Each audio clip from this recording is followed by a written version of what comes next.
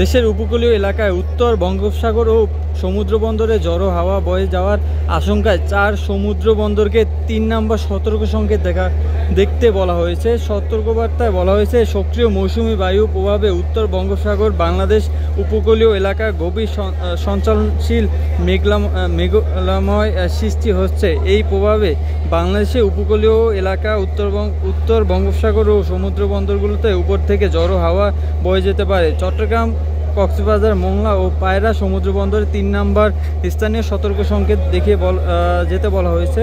এছাড়া উত্তর বঙ্গোপসাগরে অবস্থানরত মাছ ধরার নৌকা ও ট্রলার সমূহকে পরবর্তী নির্দেশ না দেওয়া পর্যন্ত উপকূলের কাছাকাছি থাকতে বলা হয়েছে। এই মুহূর্তে দর্শক আমরা রয়েছি সদরঘাটে এবং আপনাদেরকে দেখানোর চেষ্টা করেছি আসলে 3 নম্বর সতর্ক সংকেত রয়েছে এবং এই মুহূর্তে সাধারণ মানুষের কিন্তু ভিড় সদরঘাটে লেগেই রয়েছে।